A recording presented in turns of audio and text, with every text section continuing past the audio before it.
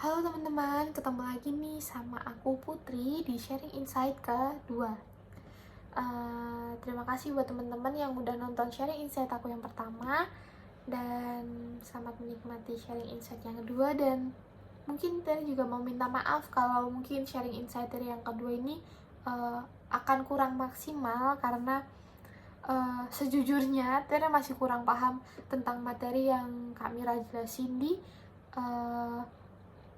pertemuan kedua kemarin, tetapi mungkin Tere akan coba sebisa mungkin sedapatnya apa yang Tere dapetin, dan mungkin Tere juga akan mungkin dikit-dikit akan lihat catatan juga karena ya karena Tere kurang paham. Dan terima kasih juga karena mau nonton Sharing Insight aku ini. Dan maaf juga mungkin seperti di video awal, aku mau minta maaf kalau mungkin aku ngomongnya agak kurang jelas, belibet, atau mungkin nanti ada gangguan apa gitu ya. Dan ya tadi akan langsung sharing kali ya. Jadi sebelum kelas berlangsung, Kak Mira itu kasih link YouTube, dimana link YouTube itu berisi materi tentang apa sih yang akan kita bahas di pertemuan itu gitu, di pertemuan hari itu. Dan sharing insight pertama yaitu dari pelajaran konseling humanistik.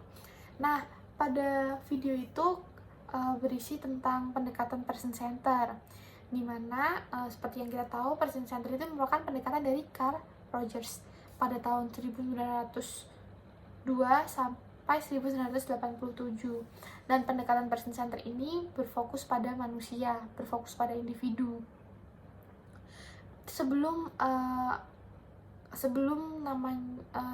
Pendekatan person center ini, sebelum jadi pendekatan person center itu namanya sebelumnya itu pendekatan direktif, kemudian diganti dengan pendekatan client center, kemudian baru diganti dengan pendekatan person center ini.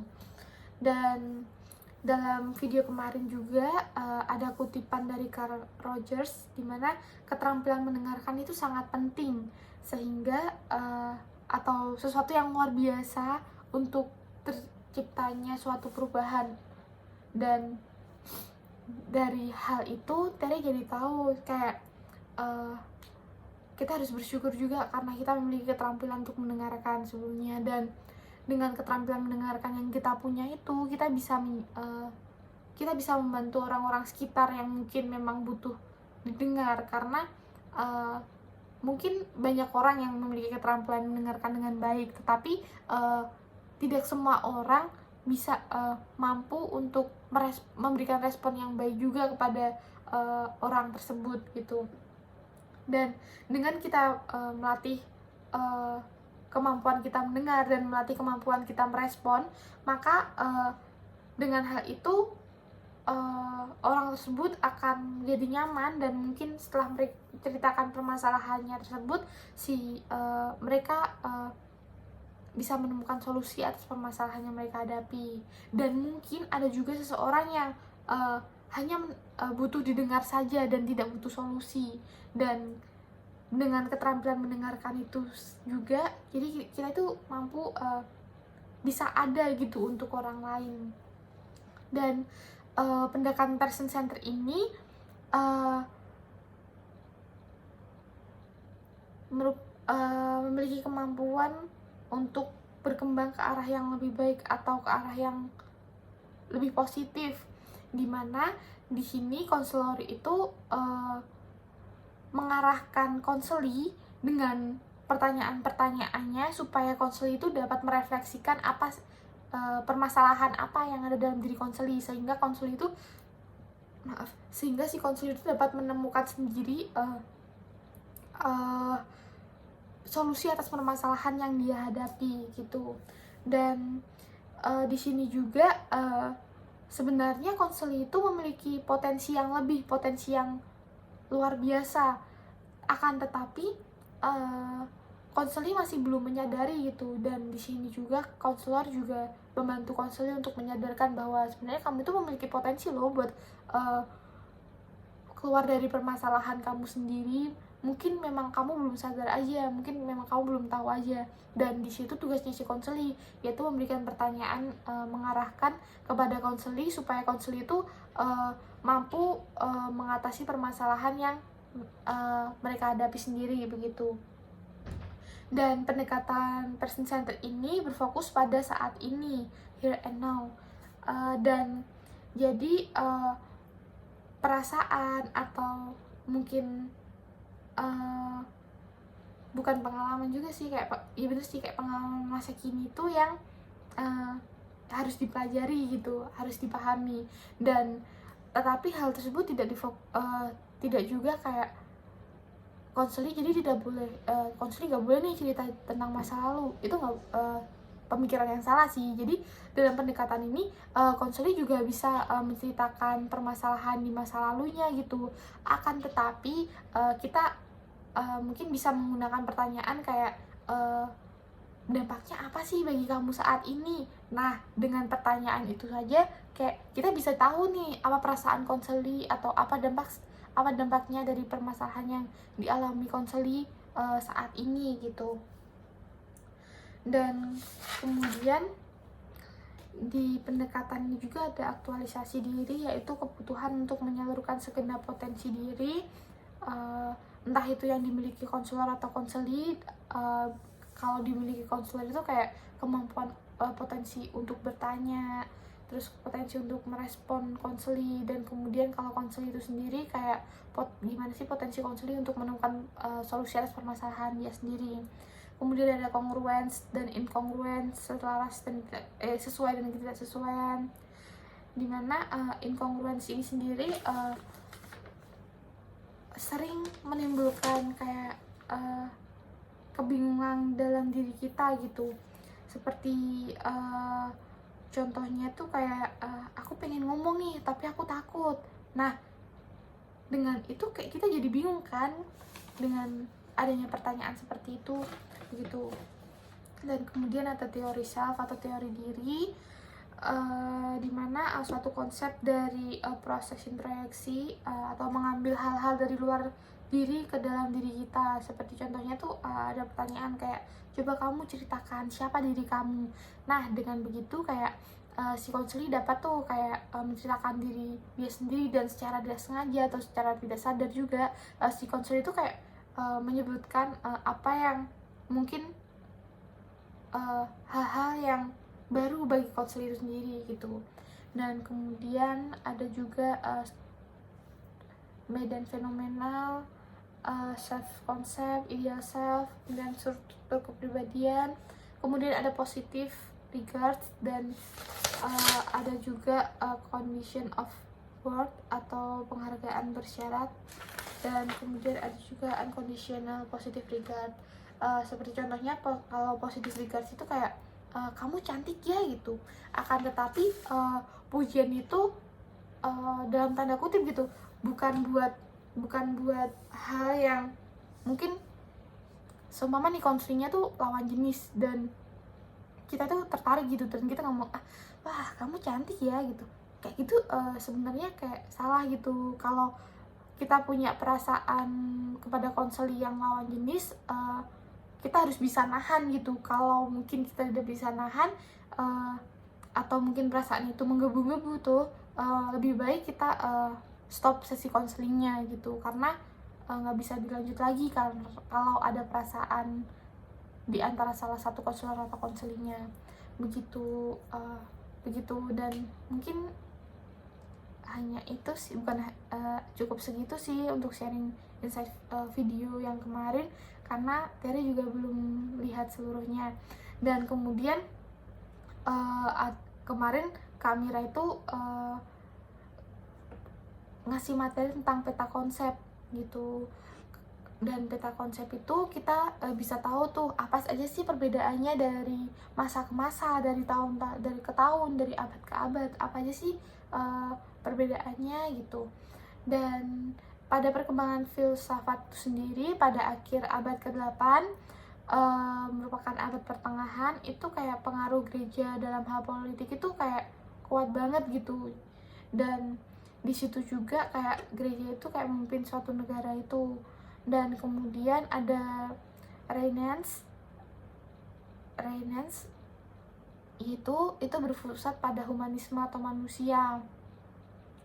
Jadi manusia tuh punya potensi atau harus diapresiasi gitu. Dan kemudian ada eksistensialisme pada abad ke-19.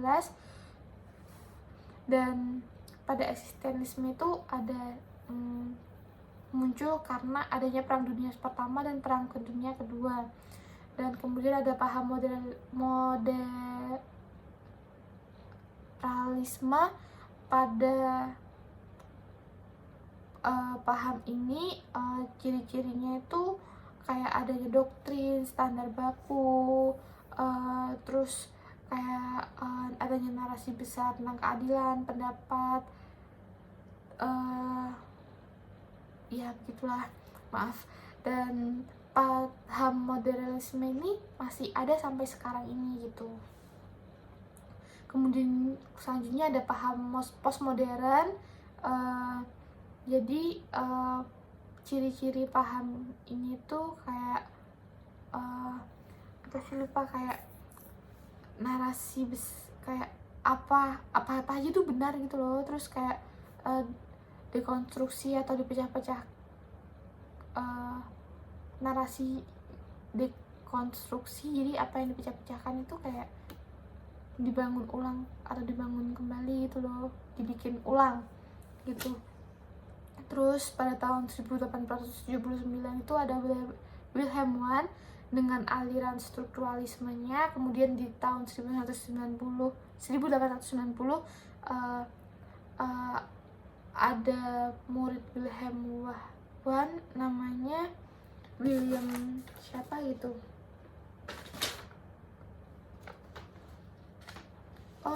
Ciri-ciri postmodern itu yaitu interpretasi skeptis terhadap segala hal. Pokoknya tuh kayak pokok yang benar tuh A, jadi A gitu.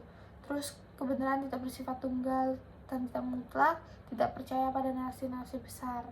Terus postmodern sendiri itu ada di tahun 1970-an. Dan kemudian pada 1889 itu ada Anna Oh dan Joseph Breuer atau siapa itu tentang talking cure. Jadi Anna Oh itu menceritakan dengan terapi berbicara mungkin. Jadi dia tuh menceritakan permasalahannya kepada Joseph Breuer. Jadi dia tuh kayak dengan bercerita gitu, dan permasalahan yang dialami anak itu dengan bercerita itu bisa selesai dan bisa menemukan titik puncaknya gitu. Dan kemudian pada tahun 1900 Freud menerbitkan buku yang berjudul The Interpretation of Dream gitu. Dan kemudian paham behavior itu muncul sebagai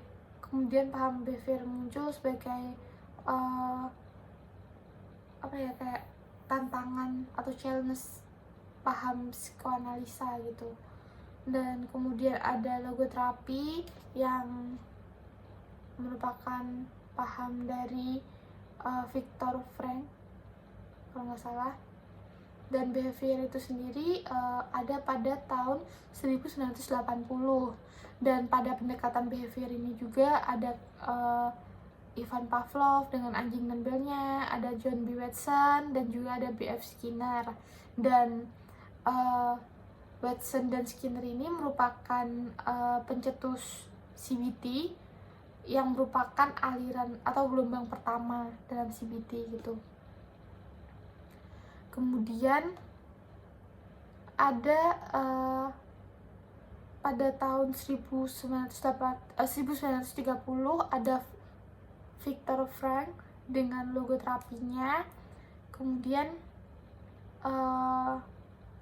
dalam logoterapi ini makna itu kayak jadi kita itu bisa menemukan makna dalam hidup kita, makna dalam diri kita gitu, logoterapi. Dan logoterapi itu sendiri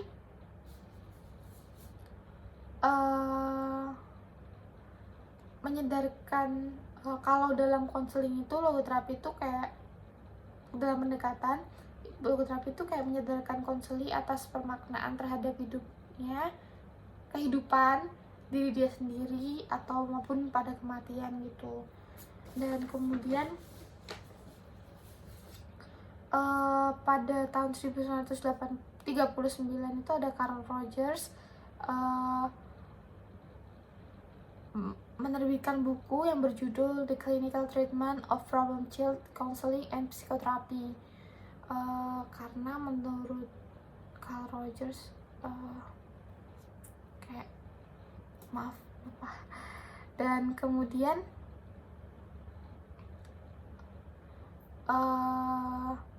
ada juga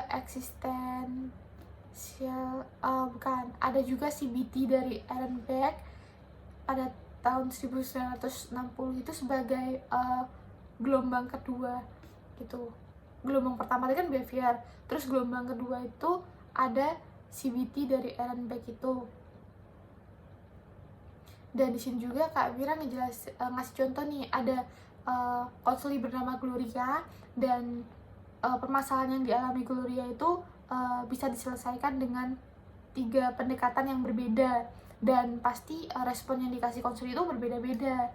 Jadi tujuan kita mungkin memahami pendekatan-pendekatan yang banyak itu, tujuannya itu kayak kita tuh bisa kayak fokus sama nih, ketika ada konseli kita tuh kayak seumpama nih kita pakai pendekatan ini, dan apapun masalah yang dialami konseli itu kita bisa gitu kayak ngaitin permasalahan konseli dengan pendekatan yang kita pilih itu, begitu. Dan kemudian person center ini kayak kita tuh membantu konseli buat menemukan potensinya gitu gak sih. Kemudian di sini juga kayak menjelaskan beberapa pendekatan, sempat menjelaskan beberapa pendekatan ya dalam humanistik. Ada eksistensialisme, terus person center, gestalt, logoterapi, dan ya itu ayat. Dan kemudian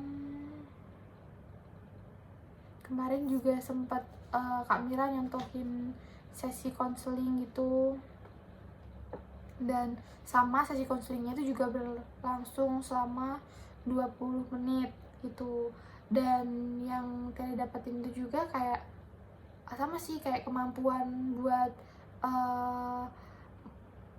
melakukan konseling, kayak awal konseling gitu, kayak bangun raportnya itu kan waktu 20 menit itu singkat, jadi gimana sih kita bangun raport sesingkat itu gitu.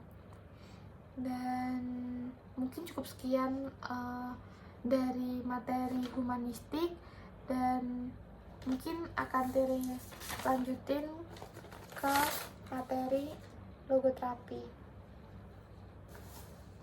Di materi logoterapi ini di awal kelas Kak Mira juga ngedengerin kayak ada lagu nih yang ya seperti biasa kita dengerin 2 lagu, dan kemudian kita berdoa, kemudian absen, dan kemudian baru sebelumnya juga dikasih video tuh tentang tentang SFBC apa sih entah itu. Dan di video itu juga menyinggung tentang postmodern, ya mesti kan ini pelajaran postmodern ya. Dan di dalam video itu awalnya nih mau cerita dikit nih, kan tuh videonya tuh 11 menit ya, tapi setelah kita kira tuh wah cuma 11 menit nih, ternyata isinya tuh banyak banget. Dan pas banget di waktu itu juga kita dapat tugas yang deadline-nya itu emang mepet banget, jam 3 ya. Jadi kayak kayak Tere belum bisa lihat semua videonya gitu, dan tetapi videonya dijelasin ulang sih di kelas. Dan Jadi kayak sebenarnya masih agak kurang paham, mungkin kurang paham karena Tere lupa karena Tere tidak mencatat, dan itu yang bikin Tere lupa. Dan kemudian jadi di video itu kayak ngejelasin kayak SFBC, kayak landasan dasarnya itu apa aja. Jadi SFBC itu merupakan salah satu teknik dalam pendekatan postmodern, dan SFBC ini memiliki pandangan bahwa jadinya kebenaran yang nyata itu bukanlah sesuatu yang sifatnya absolut, namun realitas dan kebenaran itu dapat dikonstruksikan. Dan semua pandangan atau semua pendekatan itu sebenarnya relatif itu sama, selalu ditentukan oleh konstruk dan bahasa. Kemudian pada pendekatan postmodern ini memiliki karakteristik yang singkat dan langsung pada pemecahan masalah, jadi langsung pada solusinya begitu. Kemudian mungkin postmodern udah dijelasin di awal tadi ya, kayak jadi konselor itu nganggep bahwa individu atau konselor itu dapat menyelesaikan permasalahannya sendiri gitu. Jadi dia tuh memiliki potensi buat menyelesaikan permasalahannya sendiri. Dan kemudian dijelaskan juga tentang konseling singkat atau brief counseling. Jadi brief counseling ini tuh sesi konselingnya itu tidak ditentukan gitu, terus konsepnya itu juga sederhana, kemudian mudah, terus langsung fokus pada pemecahan masalah, terus mencari solusinya gitu. Biasanya tuh pada gimana ya, konseling singkat ini cocok buat anak mungkin kalau ada SD, SMP, SMA gitulah, yang masih masalahnya tuh masih nggak seberat masalah orang dewasa gitu. Sesi konseling singkat ini juga atau brief counseling ini juga kayak menghemat waktu, menghemat biaya, dan juga tapi tidak juga mengurangi keefektifannya dalam menyelesaikan permasalahan gitu. Dan kemudian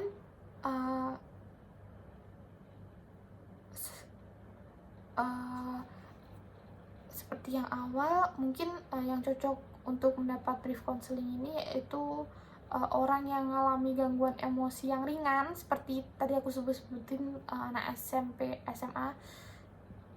Kemudian ada juga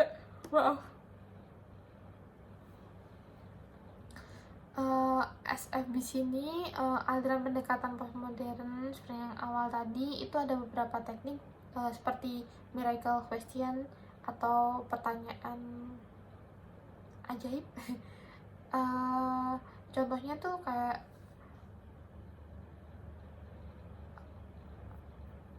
apa yang kamu ingin katakan gitu, kayak maaf dari lupa. Dan kemudian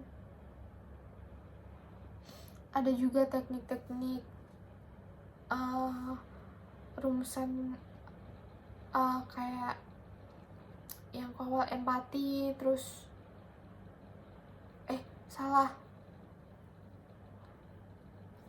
kemudian ada juga keterampilan dasar konseling yang dijelaskan dalam video tersebut gitu. Kemudian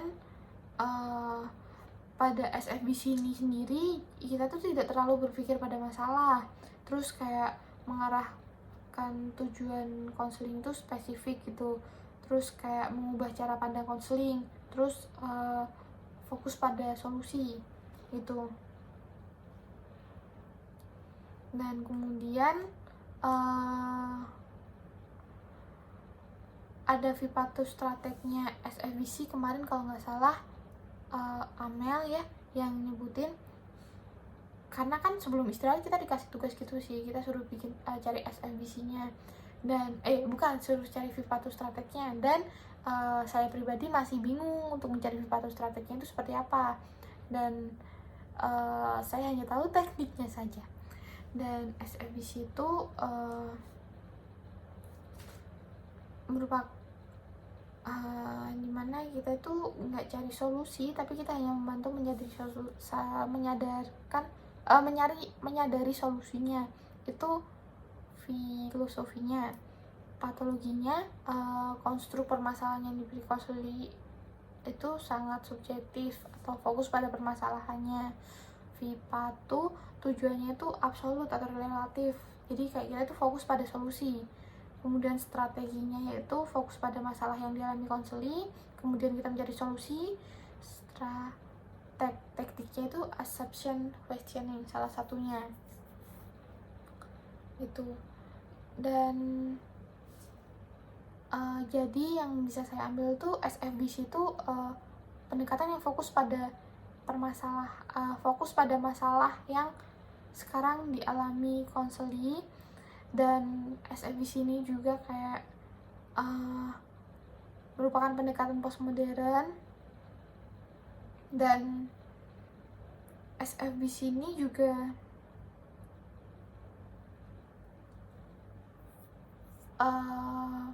bisa kita terapkan gitu, dan bisa kita terapkan, dan ya begitu. Dan mungkin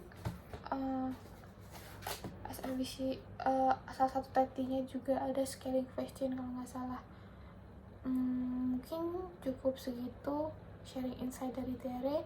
Kemarin juga Kamira kayak ngejelasin ulang tentang alur dari sesi konseling di pertemuan pertama begitu. Dan dari sini Tere jadi sadar kalau sebenarnya ada juga nih sesi konseling singkat atau brief konseling tadi yang bisa digunakan untuk anak SMP atau SMA. Jadi kan kadang anak SMP SMA itu waktu buat konselingnya itu sangat singkat ya, mungkin karena terbatas karena ada mata pelajaran juga lainnya. Dan dengan menggunakan konseling singkat tadi itu juga kita bisa membantu siswa dalam menemukan solusi dalam permasalahannya gitu. Dan